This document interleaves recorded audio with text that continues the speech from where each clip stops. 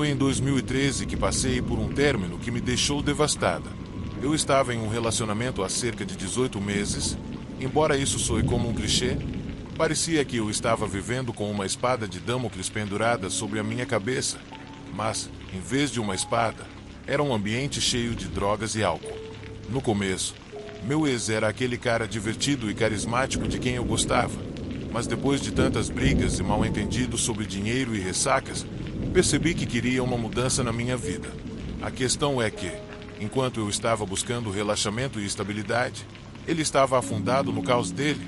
E honestamente, eu não estava disposta a continuar lutando por algo que não me fazia mais feliz. Então, tomei a decisão de deixá-lo para trás.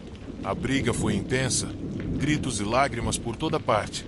Mas no final, ambos aceitamos que seria melhor buscar a felicidade em outras pessoas. Eu me certifiquei de que, pelo menos, tudo terminasse de forma amigável, e nós concordamos que seria melhor cortar os laços com o mínimo de negatividade possível. Depois disso, as coisas pareciam calmas, até a noite em que chegou a hora de entregar minhas coisas. Quem já esteve em um relacionamento sabe do que estou falando. Aqueles momentos em que você deixa um monte de coisas na casa da outra pessoa. No meu caso, de produtos de cuidados pessoais até aquela base caríssima que eu estava tão ansiosa para recuperar. Eu tinha ficado trocando mensagens com meu ex por alguns dias, organizando a famosa troca de pertences para não esquecermos nada e podermos fechar esse capítulo corretamente. Combinamos que ele viria até o meu apartamento assim que terminasse de trabalhar. Então voltei para casa e preparei as coisas dele, esperando a chegada dele. Ele me disse que estaria lá às 7 horas, mas as horas passaram e ele não apareceu. No começo, achei que era normal, mas quando liguei e só ouvi a caixa postal dele, comecei a me preocupar. Finalmente, ele atendeu, embora claramente não estivesse de bom humor. Garantiu que chegaria por volta das 8h30. Então, eu pedi apenas para ele não demorar muito, pois eu trabalhava no dia seguinte. Quando ele finalmente chegou, um pouco antes das 9, deixei ele subir com a bolsa. Notei que ele demorou mais do que o esperado para chegar à minha porta, e quando abri, uma onda de cheiro de álcool ruim me atingiu como um balde de água fria. A bolsa dele parecia ter minhas coisas dentro, mas eu tinha pedido para ele vir sóbrio. Claramente, isso era pedir demais. No final, eu sabia que as coisas poderiam ficar desconfortáveis, mas não imaginava que seriam tão desconfortáveis. Acontece que o comportamento dele não estava só um pouco perturbador, estava saindo de controle. Quando lembrei a ele da promessa de vir sóbrio, ele parecia ignorar minhas palavras e começou a tentar entrar no apartamento. Mas eu fiquei na porta e disse que preferia fazer a troca rapidinho ali e já deixar as coisas na entrada. Mas ele insistiu. Tentei ser firme, lembrando a ele que, se não fosse capaz de agir como um adulto, não pegaria suas coisas. Aquilo era só uma encenação, porque o que eu realmente queria era que ele me devolvesse minhas coisas, mas também precisava estabelecer limites claros. Num momento de frustração, eu me afastei e comecei a fechar a porta, mas ele colocou o pé na hora. Fiquei um pouco assustada, quando, em vez de respeitar o limite, ele empurrou a porta com força, quase me acertando, e forçou a entrada no meu apartamento, indo direto para a sala e a cozinha. Enquanto eu gritava com ele, perguntando o que ele estava fazendo no meu espaço e por que não estava respeitando o acordo, ele fez ouvido de mercador. Decidiu que precisava falar sobre o término e exigiu que eu me sentasse ao lado dele para termos algum tipo de encerramento, como se aquilo fosse um filme. Naquele momento, percebi que a situação estava ficando perigosa, então tentei me acalmar. No entanto, o que eu queria realmente dizer era que não tínhamos mais o que discutir. A situação toda estava me deixando extremamente nervosa, eu só ficava me perguntando por que aquilo estava acontecendo. A tensão e a incerteza preenchiam o ar enquanto ele se acomodava no meu sofá super confortável, como se estivesse em casa, enquanto eu ficava ali paralisada, sem saber o que fazer a seguir. Tudo o que eu sabia era que a situação tinha saído de um simples desconforto para um verdadeiro perigo. Eu nunca imaginei que nossa despedida poderia terminar assim, mas talvez essas coisas aconteçam quando os sentimentos se misturam com o medo e a ansiedade. Eu permaneci imóvel, me recusando a entrar no jogo dele, e fui para a cozinha, dizendo para ele ir embora antes que eu tivesse que chamar a polícia. Mas, nesse momento, ele começou a perder a cabeça. De repente, ele começou a gritar como um louco. Você quer me matar? É isso que você está fazendo. Você está me matando. Ele disse, enquanto a voz dele ecoava pelo local. Eu estava completamente em choque com a reação dele e estava prestes a discar o 911 quando o vi indo em direção ao bloco de facas. Senti meu coração parar quando ele pegou a maior faca que encontrou. Percebi que as coisas haviam se tornado muito mais sérias do que eu imaginava. Não se tratava mais apenas de discussões ou gritos. Era uma questão de vida ou morte. Com a adrenalina a mil, corri até a porta da frente e apertei o spray de pimenta que eu mantinha na minha jaqueta. Sempre tive um à mão, caso as coisas dessem errado. Peguei o spray e fiquei ali, com a porta aberta, pronta para qualquer coisa. Ele estava na mesa da cozinha. Se quisesse sair, teria que passar pelo corredor. Enquanto eu falava com o operador do 911, ele continuava gritando para eu desligar e voltar. Mas obviamente eu não faria isso. Não importa o quão bravo ele estivesse. Ele estava com uma faca na mão e um olhar insano nos olhos que não prometia nada de bom. Minhas chances de sair dali ilesa eram de 0%. Dei o endereço para a pessoa do outro lado da linha enquanto meu ex começou a caminhar em minha direção, vindo da cozinha. Era uma loucura. Eu tinha que ficar fora do alcance dele. Então corri para o corredor à procura da escada ou do elevador. Mas, justo quando eu pensava que ia ficar segura, ele veio atrás de mim. Naquele momento, eu realmente temia pela minha vida, mas quando ele percebeu que eu estava prestando atenção nele, fez algo que me pegou completamente de surpresa e me deixou paralisada. Ele parou, virou a faca e começou a se esfaquear no estômago. Eu não conseguia acreditar nos meus olhos. Era como se ele estivesse em um ataque de loucura total. Eu estava tão em choque que não consegui pronunciar uma palavra. Fiquei ali parada, olhando horrorizada. Não eram facadas profundas, mas eram rápidas e profundas o suficiente para fazer ele sangrar bastante. Cada vez que a faca tocava, fazia um barulho horrível, e eu percebi que ele realmente estava se machucando. Tudo aconteceu num piscar de olhos. Sem pensar duas vezes, virei nos meus calcanhares e comecei a descer as escadas, deixando a lógica de lado. Definitivamente, eu não ia esperar o elevador alcançar a mim. Enquanto descia, só ouvi os gemidos de dor dele, mas corri o mais rápido que pude. Esse som gelava meu sangue. Minha mente estava a mil. Em um momento, tirei o telefone do ouvido porque achei que poderia perder o equilíbrio de tanto medo. Mas também estava tentando explicar para o operador do 911 o que estava acontecendo. Então continuei gritando. Ele está se esfaqueando. Ele está se esfaqueando. Eu preciso de ajuda. Enquanto descia as escadas, com o coração na boca, cada passo era um desafio. E tudo o que eu conseguia pensar era: que diabos está acontecendo? Conforme eu continuava, minha ansiedade só aumentava. E eu sabia que não podia parar ou olhar para trás. Meu objetivo era sair dali e não deixar ninguém me impedir. Então, gritei para o operador do 911. Eu preciso de uma ambulância agora. Ele está se esfaqueando. Por favor. Eu estava absolutamente desesperada, com medo de que ele se machucasse gravemente ou que ele me alcançasse e direcionasse o ataque para mim. Corri para fora do prédio como um raio e coloquei o telefone de volta no ouvido enquanto esperava na rua. Meu coração batia descontrolado e eu não conseguia parar de pensar que meu ex estava realmente se machucando. Foi um caos total. Eu implorei para o operador avisar os paramédicos para apressarem, porque as coisas estavam ficando feias.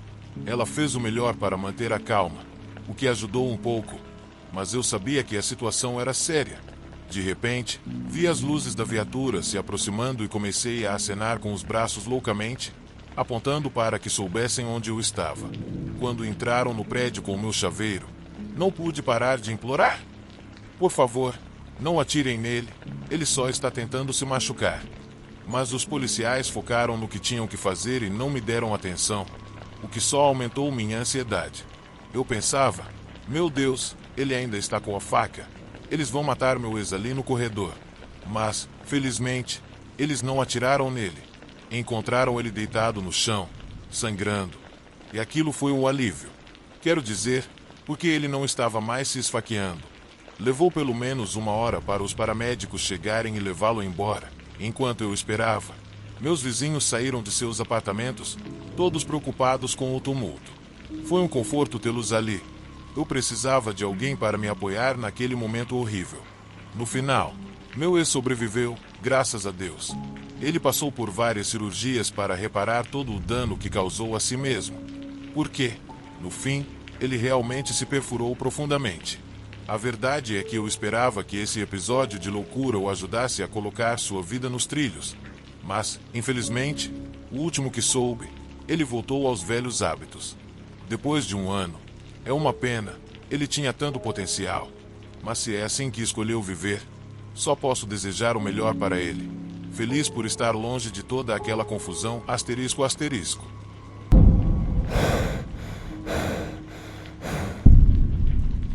Durante meus anos universitários, namorei um músico local bastante famoso chamado Albert. No começo, ele era o tipo de namorado que parecia perfeito, carinhoso, atencioso e super carismático. Ele fazia mistapes para mim, preparava meus pratos favoritos e até dedicava músicas a mim nas noites de open mic pela cidade. Jovem, ingênua e um pouco boba, eu era completamente apaixonada por ele. E o charme misterioso e sombrio dele me fascinava. No entanto, durante o primeiro ano juntos, a saúde mental dele começou a piorar de forma alarmante. Ele foi diagnosticado com um transtorno bipolar e um caso leve de esquizofrenia, para o qual foi receitado medicamento. Albert conseguia agir como uma pessoa completamente normal em público, mas em privado, delírios e comportamentos começaram a surgir, o que se tornava cada vez mais perturbador, especialmente quando ele não tomava a medicação corretamente. Por exemplo, ele também pintava.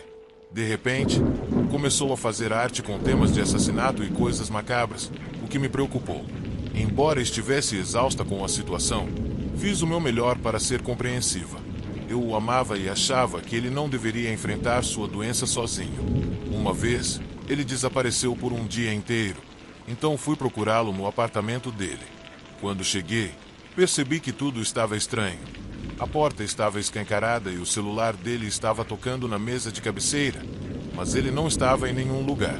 Depois de horas procurando por toda a cidade, finalmente descobri que ele havia sido internado involuntariamente em um hospital psiquiátrico. Isso foi um golpe muito difícil para mim, mas tentei ser forte. O visitava todos os dias durante o horário de visita, levava os livros favoritos dele e tentava apoiá-lo enquanto ele insistia que tudo não passava de um mal-entendido e que ele não deveria estar lá. Foi surreal ver meu namorado, que costumava ser tão doce e inteligente, odiado de pacientes que pareciam saídos de um filme de terror. Nenhum dos funcionários me dizia exatamente o motivo de ele estar lá, e eu era educada e ingênua demais para perguntar. Alguns meses depois, ele foi liberado e eu o trouxe para morar comigo no meu apartamento. Mas nosso relacionamento acabou alguns meses depois, quando encontrei provas inequívocas de que ele estava me traindo com outra garota. Honestamente, fiquei secretamente aliviada. Confrontando, pedi para ele sair do meu apartamento, mas o Albert que eu conhecia havia sumido completamente. Entre a doença mental e sua nova dependência de maconha, ele virou uma nova versão do cara doce e legal com quem eu me apaixonei, agora com os olhos selvagens, ameaçando se matar com remédios se eu não o perdoasse e voltasse com ele. Em um momento, fiquei tão cansada e assustada com a nova atitude maníaca dele que chamei a polícia. Eles foram úteis, deram-lhe uma ordem de restrição e ameaçaram mandá-lo de volta para o hospital psiquiátrico caso ele a violasse. E foi isso que finalmente fez com que ele me deixasse em paz, pelo menos por um tempo. Depois de tirá-lo da minha vida, bloqueei ele em todos os lugares e prometi não entrar em contato com ele novamente, embora ele tenha me mandado mensagens de voz estranhas de números diferentes por semanas. Eventualmente, as coisas voltaram ao normal. Nos 2 anos seguintes, me formei, consegui um bom emprego na mesma cidade onde estudei, e tudo parecia estar indo muito bem na minha vida. Mas, 6 meses depois, recebi mensagens preocupantes de amigos em comum. Eles disseram que não queriam me assustar, mas Albert havia parado de tomar a medicação e estava claramente maníaco. O pior é que ele estava postando uma nova música por toda parte, o que preocupava a todos. O melhor amigo dele, que não falava comigo desde antes do nosso término, me mandou uma mensagem com uma captura de tela da letra da música, e as palavras me chocaram. Basicamente, a música falava sobre estuprar e matar sua ex, mas de uma maneira estranhamente criativa e cativante. Eu estava sentado em um banquinho de bar quando comecei a verificar os perfis do meu ex com a conta de um amigo. E a situação era mais estranha e assustadora do que eu imaginava, porque ele estava postando várias mensagens completamente malucas, a maioria delas sobre mim. As mensagens variavam desde expressões exageradas de amor até descrições macabras de como ele me mataria caso me encontrasse. Os amigos dele reagiram com preocupação, mas alguns até pareciam incentivá-lo. Como se ele estivesse apenas desabafando sobre a ex. Decidi ignorá-lo e seguir minha vida, mas guardei capturas de tela das postagens dele, por precaução. Alguns dias depois, enquanto estava no trabalho, olhei para cima da minha mesa e vi Albert entrando no estúdio. Meu coração parou. Ele estava conversando com o diretor criativo e parecia amigável, mas então eu o vi vasculhando o lugar. Assim que nossos olhos se encontraram, me agachei e corri para o escritório do meu gerente de projetos, fechando a porta atrás de mim. Estava tão nervosa que comecei a falar em palavras desconexas sobre o que estava acontecendo, tremendo tanto que mal conseguia articular meus pensamentos. Nancy, minha gerente, foi incrivelmente receptiva e compreensiva, e logo percebeu que algo não estava certo. Então, ela me levou até seu carro e fomos para a delegacia. Lá, mostrei para os policiais as capturas de tela e fiz um boletim de ocorrência. Meus colegas de trabalho me contaram depois que Albert estava lá para perguntar sobre uma suposta vaga de designer, mas ele não sabia nada sobre design. Ele trouxe um portfólio falso que parecia legítimo, e durante a entrevista, ele mencionou casualmente que nós costumávamos colaborar e que ele havia escrito uma música para mim, que, aparentemente, havia sido tocada na rádio local naquela mesma manhã. Na saída, ele pediu aos outros para me enviar suas cordiais saudações. Essa frase ainda me arrepia até hoje. Após a visita dele, ele encontrou meu carro no estacionamento e seguiu atrás até a polícia chegar. Infelizmente, uma ameaça pública não foi suficiente para que ele fosse levado naquele dia, mas tudo isso me ajudou a conseguir uma nova ordem de restrição. Minha empresa foi incrível em relação a isso, embora eu estivesse muito envergonhada por meu ex-maluco ter aparecido no trabalho. O CEO fez queixas de invasão de propriedade e elaborou um plano para me manter segura, caso ele voltasse. Logo depois, decidi me mudar para outra cidade, sem dar meu endereço a ninguém, e desde então, não ouvi mais nada sobre ele. Mais tarde, descobri que a colega de quarto dele, Lisa, teve uma experiência semelhante com ele durante a crise dele. Quando comparamos anotações, ela me contou que viu um machado gigante no carro dele, logo quando tudo começou a desmoronar. Ela estava tão preocupada com a atividade no Facebook dele que decidiu tirar o machado dele e escondê-lo. Mas isso o deixou furioso e ele destruiu a casa deles antes de desaparecer. Se nossas linhas do tempo estiverem corretas, isso deve ter acontecido bem antes da visita dele ao meu trabalho. E só de pensar nisso me dá arrepios. Até hoje, não ouvi mais nada de Albert. No fundo, espero que ele consiga colocar a vida dele nos eixos e cuidar da saúde mental, pois nem tudo é culpa dele. Ele está doente e precisa tomar a medicação corretamente. Mas espero nunca mais encontrá-lo novamente.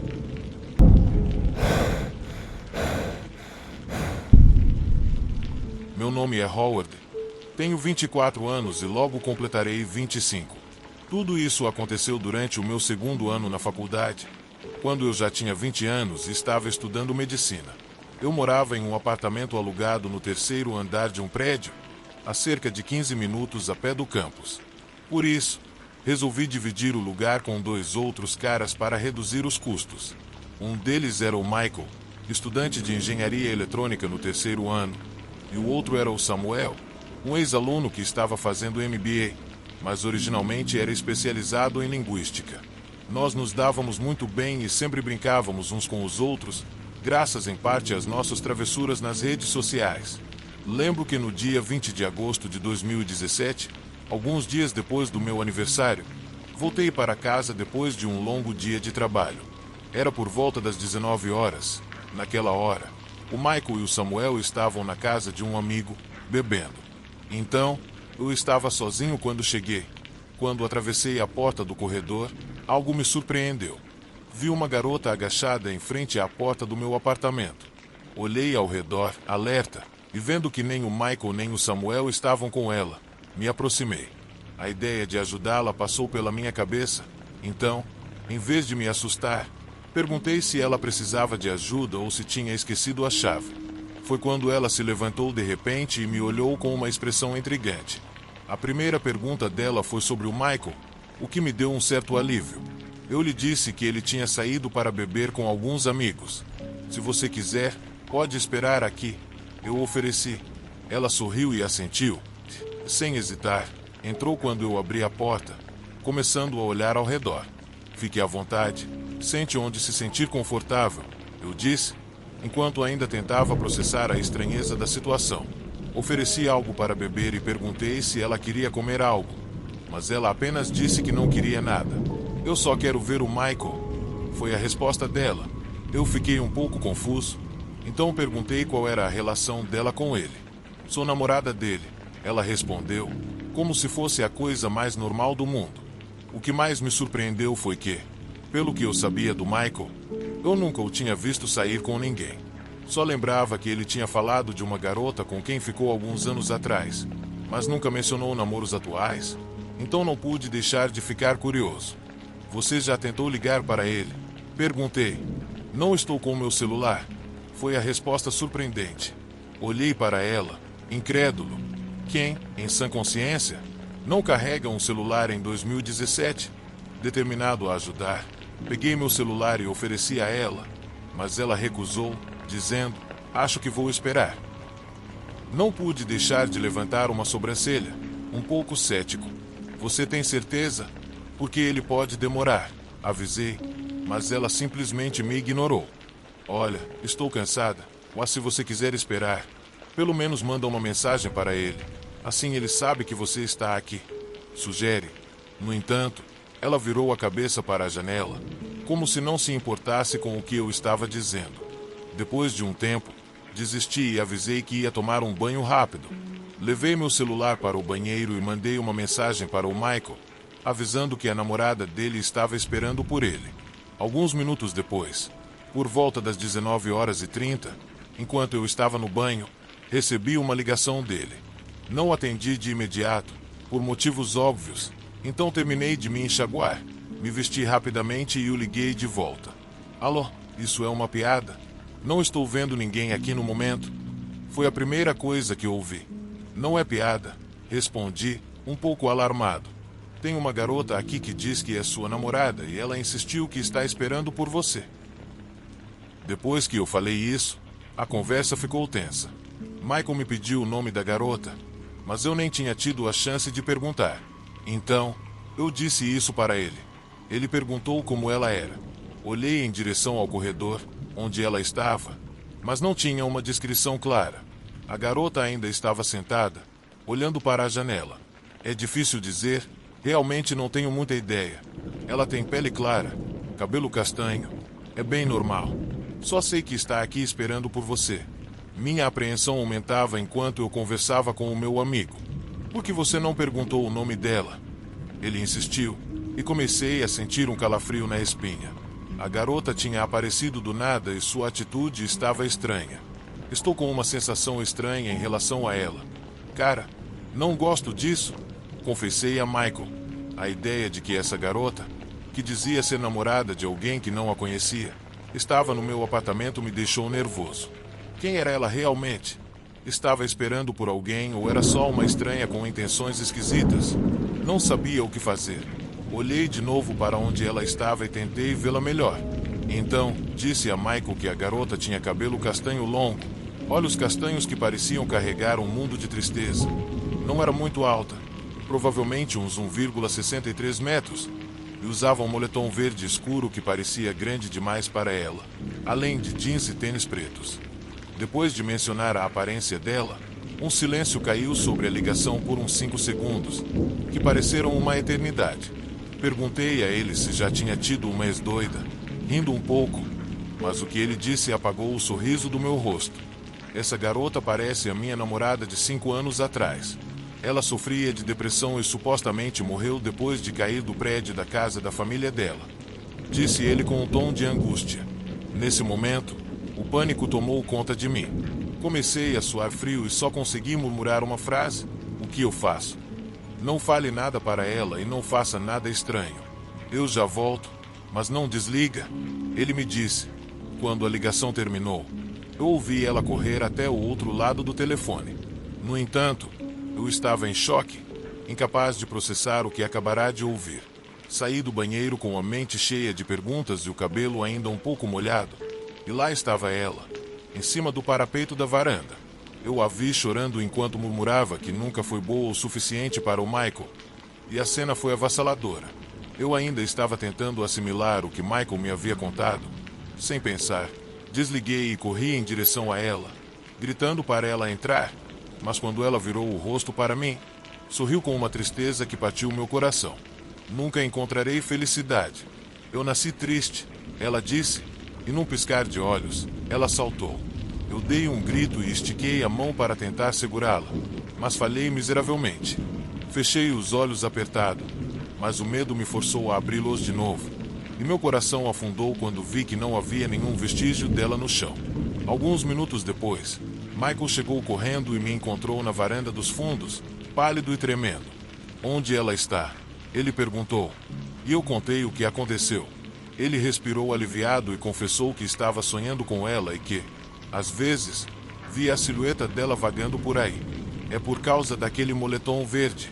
Ele era dela. Ela me deu umas poucas horas antes de pular. Ela estava na minha casa. Passamos a tarde juntos e fizemos amor. E quando ela estava se vestindo para ir embora, eu dei para ela colocar, mas ela disse para eu ficar com ele, para eu ter uma lembrança dela. Na época, eu não entendi bem o significado das palavras dela, até que um tempo depois, a mãe dela me ligou e me contou o que tinha acontecido. Ela tinha guardado o moletom até pouco mais de um mês atrás, quando eu decidi ir ao cemitério e deixá-lo no túmulo dela, no aniversário da morte dela. Ele explicou. Honestamente, eu não sabia o que pensar. Michael não namorou ninguém desde então e raramente falava sobre o passado dele. Então, eu disse a ele que a única palavra que eu soubera que ela disse antes de pular foi sobre como ela nunca encontraria felicidade. E isso me fez pensar. Talvez houvesse mais nessa história do que eu imaginava. Depois disso, tudo ficou envolto em um silêncio estranho. Felizmente, essa foi a única vez que vi aquela garota. Não sei se Michael teve outro encontro com ela, mas, pelo que sei, ele não a viu mais desde então e espero que continue assim.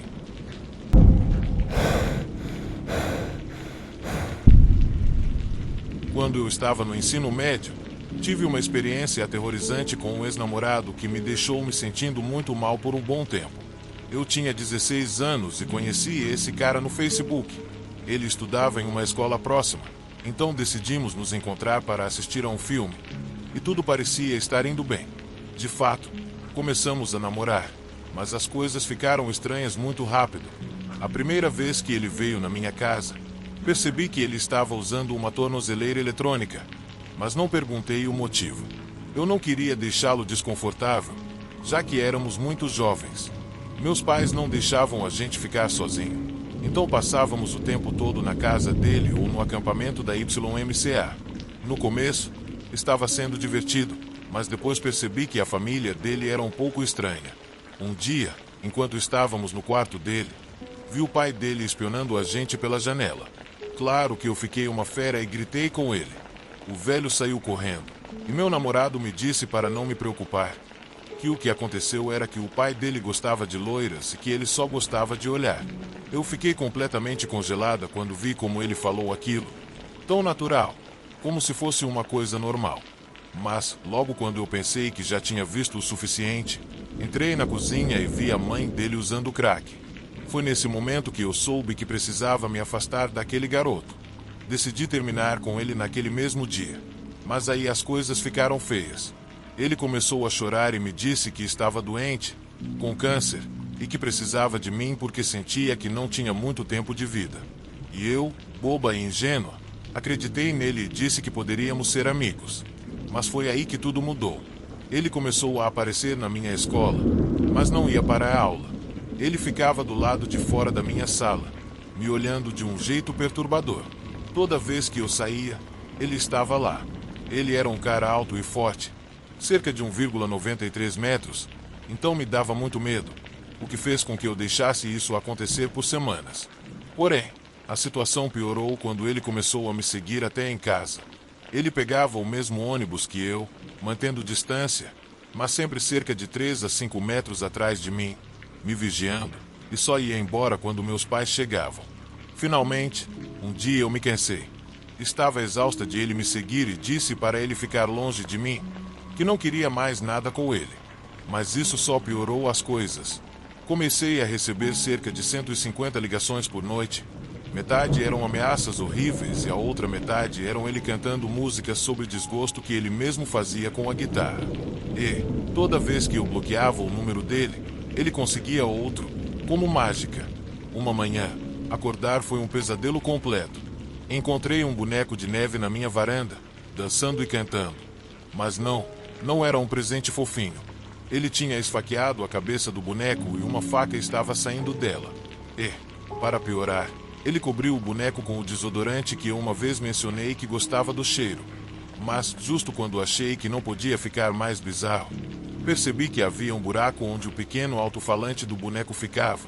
E quando coloquei o ouvido no buraco, ouvi a voz dele repetindo: "Eu vou te manter para sempre. Eu nunca vou te deixar ir." Nesse momento, fiquei completamente aterrorizada.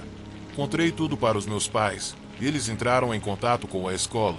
Então ele foi suspenso. Mas isso não resolveu nada. Todo dia eu o via esperando no meu ponto de ônibus.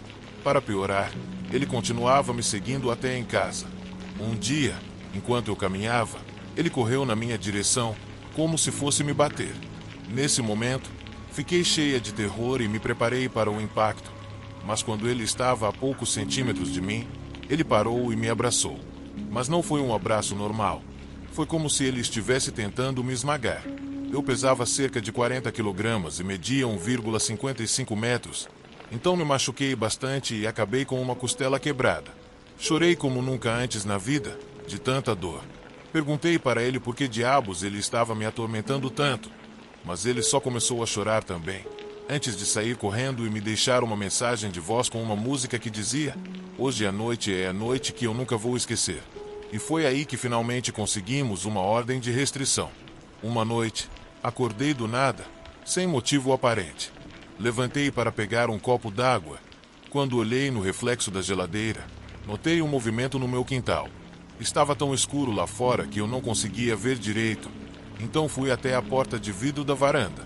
E lá estava ele, um cara de 1,93 metros, bem na minha porta. Meu stalker estava de volta. Ele estava me observando no meu quintal, às 3 da manhã.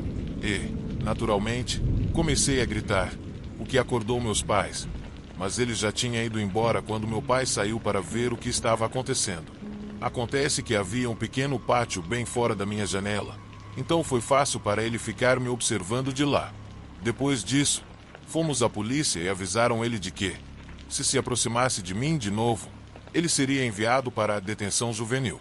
Depois disso, ele desistiu da escola e não o vi mais desde aquele dia. Mas, a cada 6 meses, ele aparece com um novo perfil no Facebook e tenta me adicionar. Toda vez que vejo, eu bloqueio e o denuncio. Isso me assusta porque me faz pensar naquele mito de que, se você acordar no meio da noite, algo está te observando. Não sei o que ele está fazendo agora. Honestamente, não quero saber.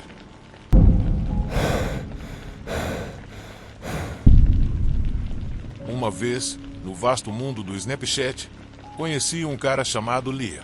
Tudo começou com uma foto simples, mas o que parecia ser um momento casual virou algo especial.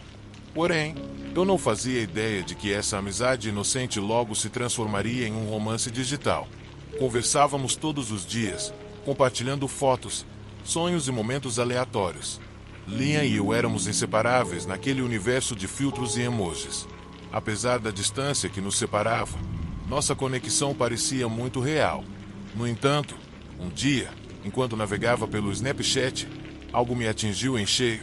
Uma mensagem de Liam para outra garota, cheia de palavras carinhosas e promessas que deveriam ser minhas. Meu coração afundou e, de repente, a confusão tomou conta de mim. Isso era uma piada boba ou tudo aquilo tinha sido uma farsa? Foi questão de dias até que eu confrontasse Lia. Meus dedos tremiam enquanto eu digitava. Quem é ela? E anexava uma captura de tela da mensagem culpada dele. Os pontos indicando que ele estava digitando fizeram meu nervosismo aumentar a cada segundo que passava. Então, ele respondeu. Eu posso explicar. Tentando dar algum sentido à situação. Mas eram nada mais que desculpas fracas que não podiam consertar a confiança quebrada entre nós. Tudo o que eu conseguia pensar era o quanto tudo tinha sido bom antes disso acontecer. Você achava que a gente tinha algo especial? Eu respondi, deixando claro o quanto eu estava machucada. Como você pode fazer isso comigo? Escrevi para ele, e logo nossa conversa se transformou em um campo de batalha. Palavras foram lançadas como facas, e o senso de humor que tínhamos evaporou, deixando apenas tristeza e ressentimento. Nossa história, que havia começado de forma tão mágica, estava desmoronando diante dos meus olhos. Então, com meu coração em 1000 pedaços, tomei a difícil decisão de terminar o relacionamento. O que havia florescido nas imagens do Snapchat agora eram apenas memórias despedaçadas. Apaguei todas as fotos que compartilhamos, sentindo que cada uma delas era um pedaço do meu coração se despedaçando. E, com o passar do tempo, comecei a me curar. Foquei em reconstruir minha vida longe do mundo digital. Meus amigos se tornaram meu apoio. Experiências reais substituíram os snapshots que eu antes valorizava. Mas, embora eu tenha aprendido a viver sem ele, as cicatrizes da sua traição ainda estavam lá, me lembrando da amargura da nossa história. Enquanto tentava seguir em frente, um dia vi uma nova mensagem no Snapchat. Um cara chamado Sam se apresentou. Oi, vi suas fotos e você tem uma vibe incrível. Gostaria de conversar um pouco. A curiosidade me dominou, e eu respondi com um simples claro. O que começou como um bate-papo casual se transformou em algo muito mais bonito. Sam e eu compartilhamos risadas, interesses e uma conexão genuína. Assim, nosso vínculo cresceu e se transformou em uma nova história de amor, baseada em honestidade e confiança. As cicatrizes do meu passado se tornaram um guia para um amor verdadeiro e duradouro. E, pouco a pouco, percebi que os melhores capítulos ainda estavam por vir. Depois de algum tempo conversando, Sam e eu decidimos que era hora de nos encontrar pessoalmente. Que nervoso eu estava. Era como reviver aqueles momentos emocionantes que tive com Lia. Mas dessa vez o sentimento era completamente diferente e muito mais positivo. Quando finalmente nos encontramos, toda a ansiedade desapareceu, e o que restou foi pura alegria. Enquanto conversávamos, compartilhávamos nossos sonhos, medos e histórias de vida. E agora não havia mais necessidade de telas. Finalmente, estávamos no mesmo lugar. Pouco a pouco, fui deixando para trás as amargas lembranças do que vivi com Lia. Com o passar dos meses, nosso relacionamento ficou mais forte a cada risada e a cada momento compartilhado. Percebi que não precisávamos mais das redes sociais como antes. Talvez tenha sido um bom começo, mas agora nossa conexão era real e autêntica. Um dia, enquanto caminhava pela rua, de repente me deparei com Lia. Seu olhar demonstrava arrependimento, e ele me disse: "Desculpa pelo que eu fiz." Naquele momento, eu soube que não queria falar sobre o nosso passado novamente. Simplesmente o ignorei, decidida a seguir em frente sem ele. Aprendi que deixar o passado doloroso para trás fazia parte do processo de cura. A simplicidade de caminhar sem olhar para trás dizia mais do que qualquer palavra.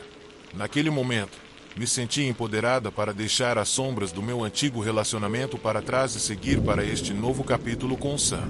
Era hora de construir uma história que, desta vez, seria diferente e muito melhor.